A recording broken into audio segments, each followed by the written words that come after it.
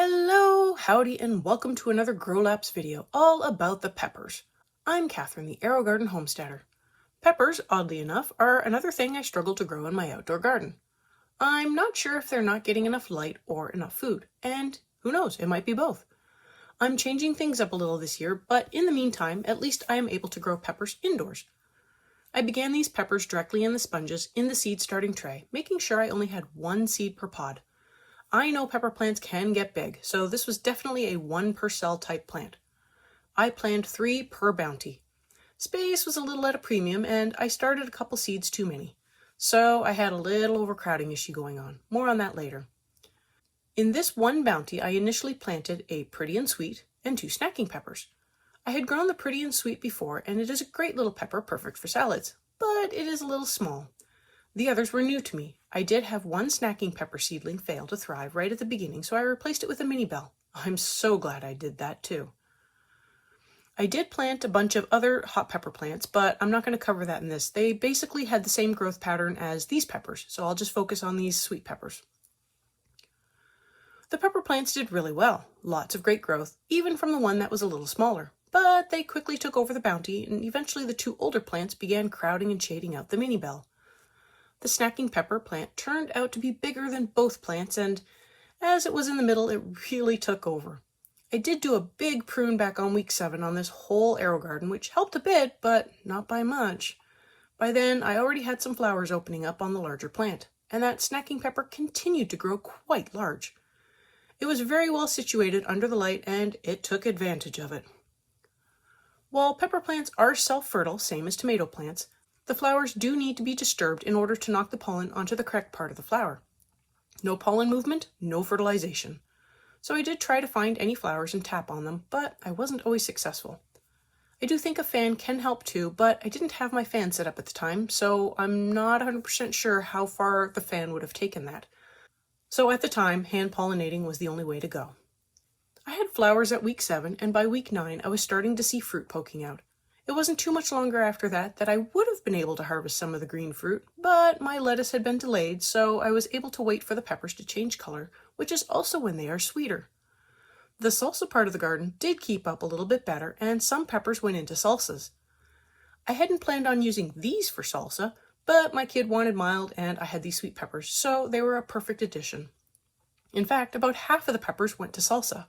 I had plenty of these sweet peppers to go around, and I didn't use hardly any of the hot peppers because of that. Which really boils down to I probably need to plant more sweet peppers and almost no hot peppers. The mini bell suffered from a lack of space and light as the snacking pepper grew into its space almost from the beginning.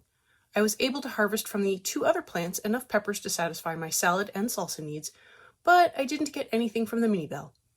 I eventually began taking down Aerogardens, freeing up space and getting seedlings going for the outside garden, and at that point, despite having a fungus gnat issue and a spider mite issue, I decided to move both the mini bell and the cherry tomato to a harvest and see if I couldn't get them going.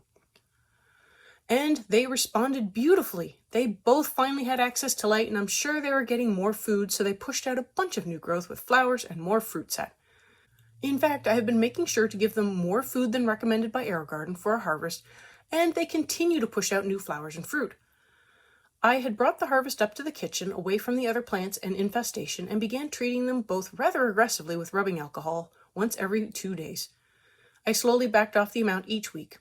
I seemed to have kicked the issue, but I'm not sure if I will ever trust these plants to not still be harboring some eggs somewhere in their rather dense foliage.